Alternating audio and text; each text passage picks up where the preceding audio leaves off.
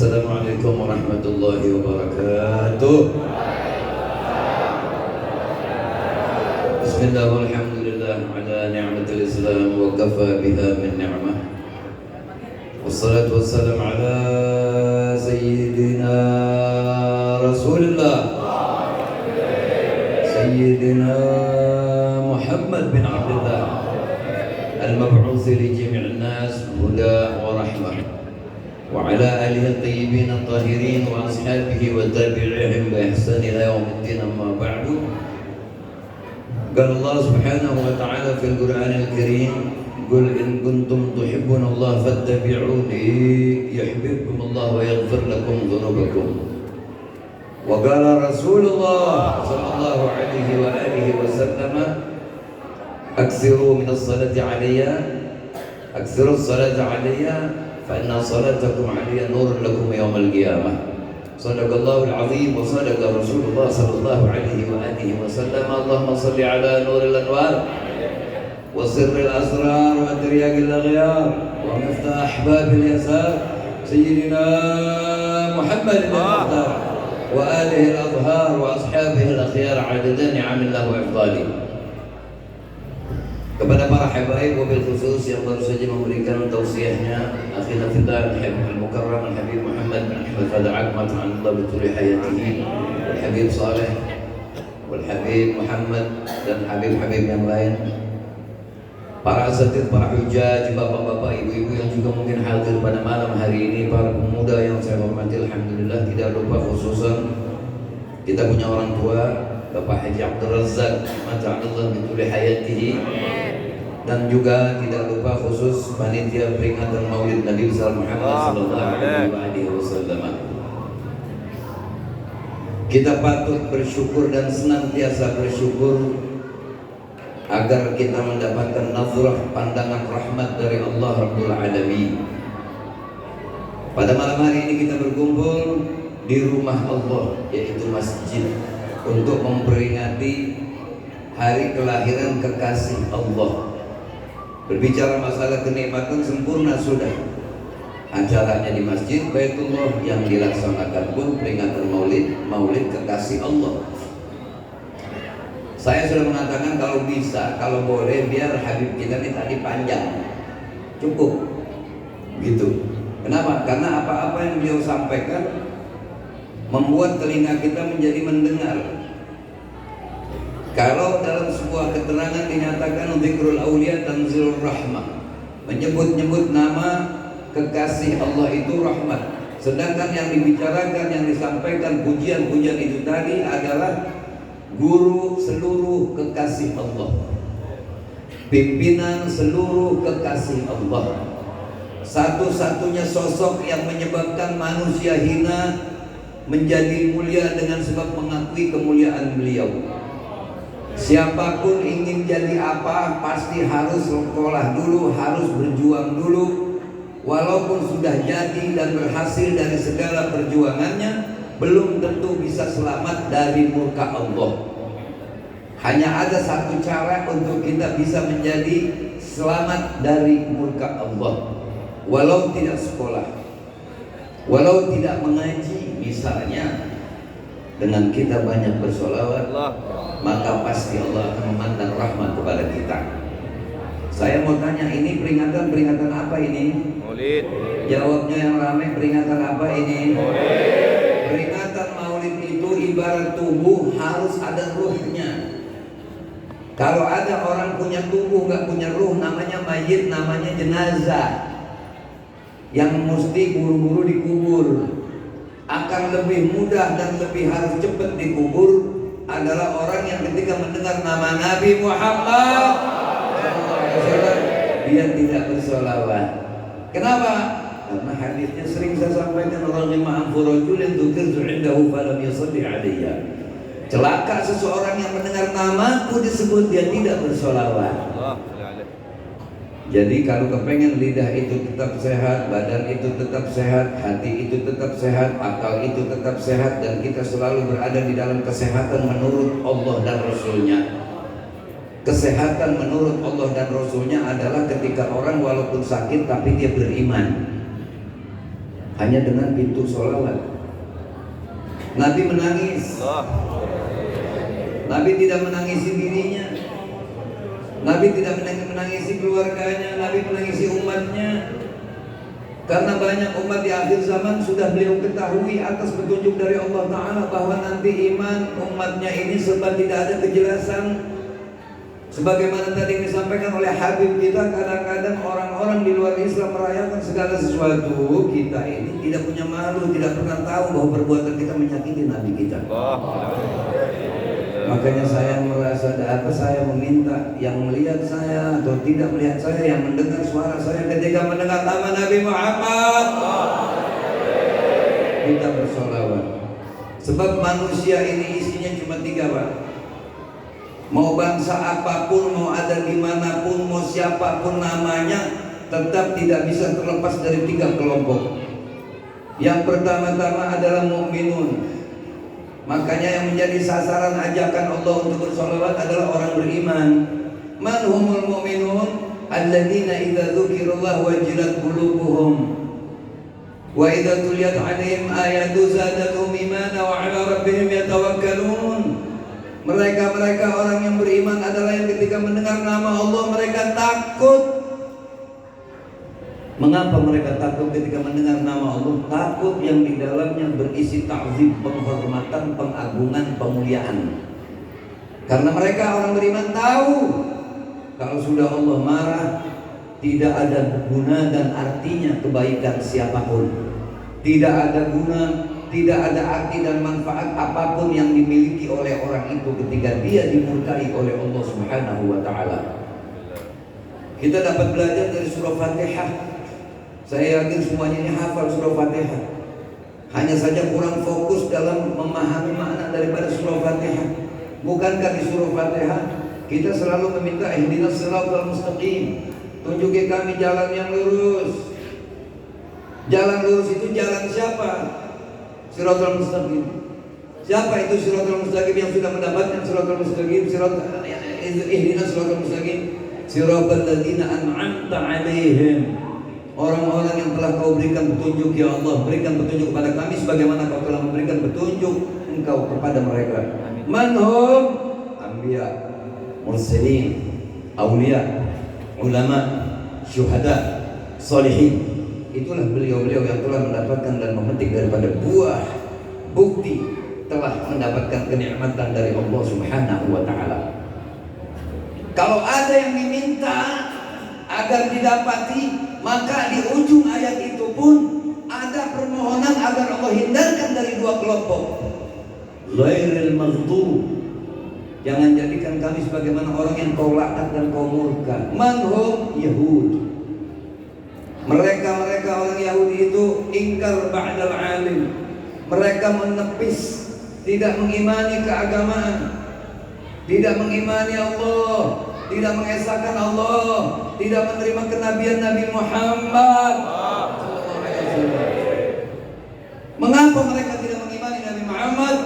Apakah mereka tidak mengerti siapa Nabi Muhammad? Mereka mengerti dan mereka tahu bahwa Nabi Muhammad adalah Nabi yang benar, Nabi satu-satunya yang tidak memiliki kesamaan dengan Nabi dan Rasul manapun.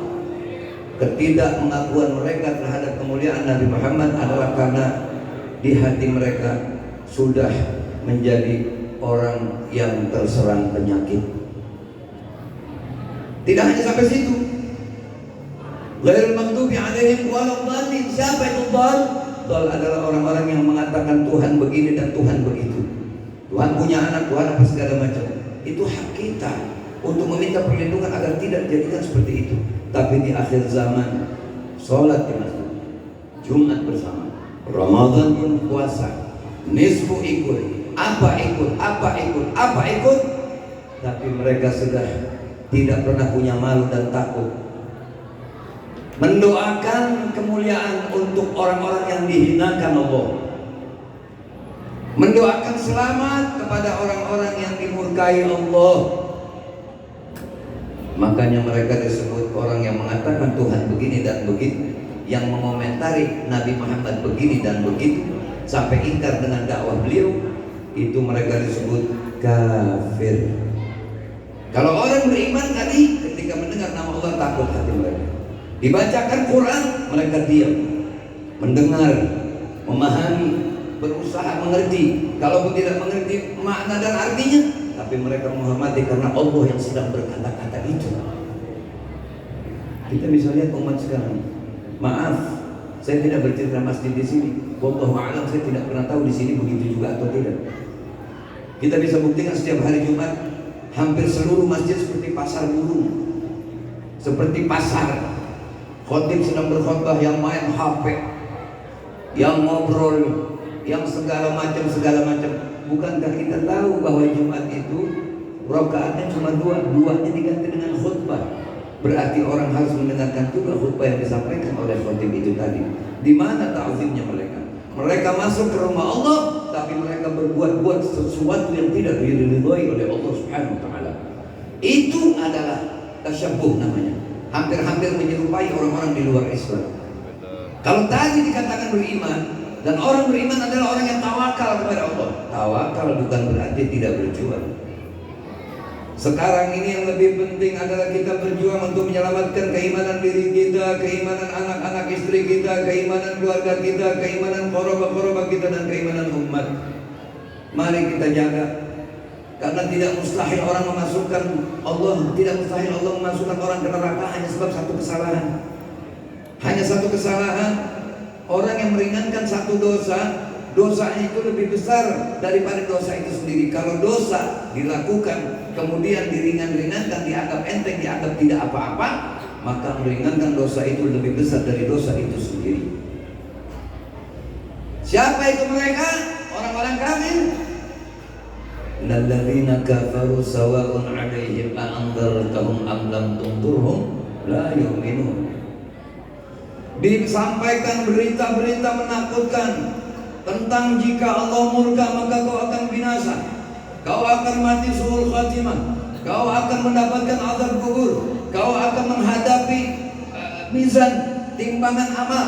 Ya, kalau kau selamat kau akan disebut menjadi ashabul yamin, tapi ketika kau menjadi orang yang celaka kau akan menjadi ashabul shimal. Banyak orang sekarang putar tasbih satu kali beristighfar, tapi melakukan dosa berpuluh-puluh kali putaran karena mereka ujub dengan amalnya. Wal'iyadzu billah. Maka penghapusnya maulid ini, yang kita rayakan maulidnya ini, manusia yang tidak bisa masuk di akal siapapun kemuliaannya, karena beliau ada di atas akal siapapun. Karena Allah sudah sengaja membuat siapapun tidak mampu untuk kenal siapa sebenarnya Nabi ini. Jadi yang ditunjukkan oleh Allah kepada hamba-hambanya hanya sebatas butiran-butiran tentang kemuliaan Nabi Muhammad. Adapun hakikat kemuliaan Nabi Muhammad hanya Allah yang tahu. Kita semua bersolawat. Solawat kita dari manusia dan jin dari zaman Nabi Adam sampai akhir zaman bersolawat setitik pun tidak menambahkan kemuliaan Nabi Muhammad. Karena Nabi Muhammad sudah dicukupkan oleh Allah SWT dalam kemuliaannya. Sana wa tasyrif, ditaruh di maqam yang paling tinggi, yang tidak ada lagi yang bisa meninggikan. Makanya banyak ada daripada golongan aulia dan ulama sampai mengubah qasidah, anta ba'dallah, engkau setelah Allah ya Rasulullah. Apa yang dimaksud? An-Nabi wasitotullah ala ibadih. Nabi ini perantara. Kalau Allah mau perintah hambanya, Nabi yang disuruh nyampein. Kalau hamba mau minta kepada Allah, Nabi yang jadi perantara menyampaikan. Tidakkah kita tahu di Maulid Simtuturon, di Maulid Deba, ada diungkap ketika itu malaikat buang ujung hati hitam yang ada pada diri Nabi SAW. Itu bukan mengandung arti kalau itu ujung hati yang ada di hati Nabi gak dibuang, setan bakal goda Nabi. Bukan. Makanya itu ujung hati Nabi dibuang yang hitam. Ini adalah hawa syaitan, yang artinya syaitan ini, Nabi ini sayang kepada apapun dan siapapun tidak berbatas. Diludahin tetap baik, dimusuhin tetap baik, mau dibunuh tetap baik. Sampai-sampai iblis itu juga makhluk, kullu nafsin dha'iqatul maut. Setiap yang bernyawa pasti Mati. Iblis bakal mati. Nanti ketika dia mau mati, dia takut kepada Allah, mau minta ampun kepada Allah. Kalau Allah tidak buang ujung hati hitam yang ada pada diri Nabi, dia bakal datangnya kepada Nabi, minta tolong agar minta ampun kepada Allah. Makanya sebelum dia datang, Allah bikin iblis putus asa, dibuat dulu itu, supaya iblis tidak datang kepada Nabi SAW. Sebab siapapun, bagaimanapun, kalau sudah berdoa, wasilahnya adalah Nabi Muhammad, pantang Allah tolak. Tidak bakal Allah tolak. Mana buktinya? Beliau sendiri yang menyatakan, Ana Habibullah, aku adalah kekasih Allah, kata Nabi. Wal musalli alayya habibi, dan orang yang bersolawat kepadaku adalah kekasihku. Apakah semua ingin dikasihi oleh Nabi? Apakah semua ingin disayang oleh Nabi? Kalau kepengen, buktinya bukan ya mau, bukan. Kalau dengar nama Nabi Muhammad, sallallahu alaihi Nabi, Rasulullah, Nabi akhir zaman, yang mulut yang terbuka bersolawat, dia akan mendapat bagian. Karena mereka tahu siapa yang duduk di sini tidak solawat, mereka tahu. Mereka pun tahu siapa yang bersolawat. Inna lillahi malaikatan sayyihina fil ardi yubaddilu ni'mat ummatis salam. Allah memiliki malaikat yang selalu mencari-cari mana orang-orang yang bersolawat kepada Nabi Muhammad untuk menyampaikan solawat itu kepada Nabi Muhammad. Jadi antum yang hadir di sini kalau mendengar sallu ala Nabi, itu malaikat langsung menyampaikan, ya Rasulullah, ini solawat dari fulan bin fulan, bapaknya pun tersebut. Oleh karena itu setiap bapak harus wajib mendidik anaknya sebelum belajar yang lain, belajar ayat dan kenal nama Allah dan sholawat. Jadi mari, kalau kita ingin menjadi mukmin, itu tadi kriterianya. Mukmin begitu takut sama Allah. Mau ngapa-ngapain, oh ada dosanya nih, takut sama Allah. Mau berbuat begini, takut sama Allah. Mau berbuat begini, oh ini ada ridho Allah nih, tapi saya segan karena ada ridho Allah, saya mau. Siapa yang mengajak kita bersolawat? Yang mengajak kita bersolawat siapa? Jawab. Siapa? Siapa? Allah. Bangkitkan suara. Siapa? Allah. Yang tidak bersolawat berarti menolak ajakan Allah. Itu hakikatnya. Jadi jangan dianggap enteng orang nggak solawat, diem dengerin nama Nabi, diem. Mau ngapain maulid? Gak usah maulid kalau nggak solawat, nggak bisa. Paham? Ngerti? Jadi mukmin adalah yang takut kepada Allah. Kalau dibacain Quran, ngeri dia, takut. Dia berusaha mengerti artinya.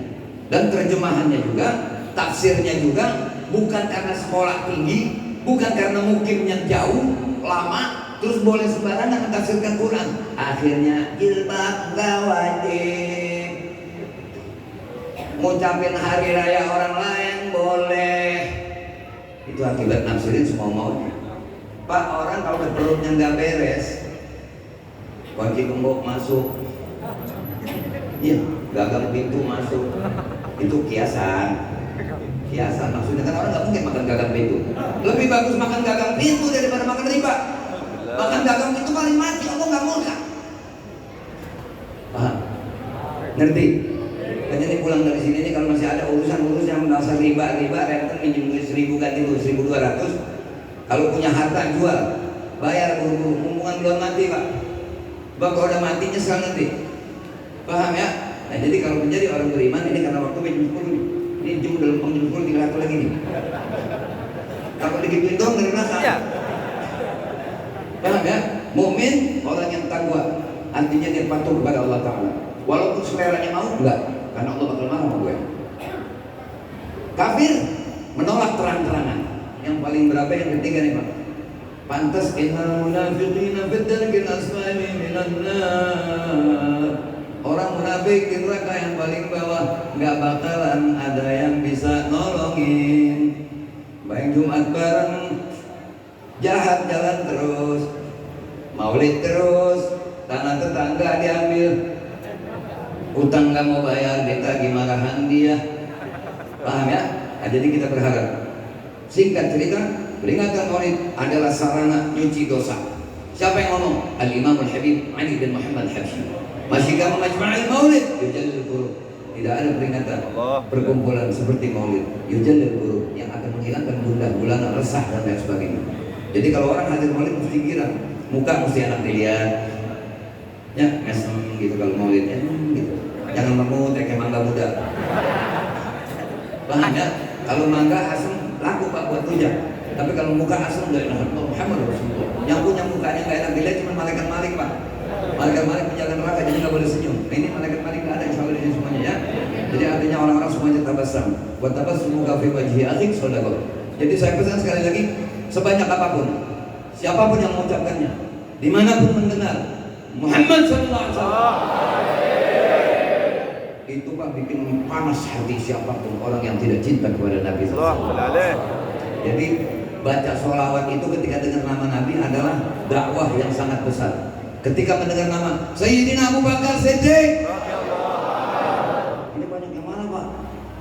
Sayyidina Umar bin Khattab, Sayyidina Utsman bin Affan, Sayyidina Ali bin Abi Thalib. Wah, dari mana tuh kita bilang radhiyallahu anhu? Nah, itu adalah dakwah. Jadi yang ngajar enggak, udah teriak aja dah, teriak itu aja dah. Ya, insya Allah dapat pahalanya sama-sama dakwah. Yang jelas tingkatkan sholawat. Yang masih punya utang urusan yang brengsek buru-buru bayar. Sebab ngeri Pak, biar tidak pada kayak gambar gaplek lagi gambar preman. Ya, kalau masih perutnya nggak beres, dan orang kalau udah perutnya nggak beres pasti cara berpikirnya pun salah. Pasti sama Allah juga nggak takut, sama Nabi nggak hormat. Maka kita sebagai tanda hormat, cinta, patuh kepada Allah, kita sering-sering membaca sholawat kepada kekasihnya. Shallallahu alaihi Nabi. Assalamualaikum warahmatullahi wabarakatuh.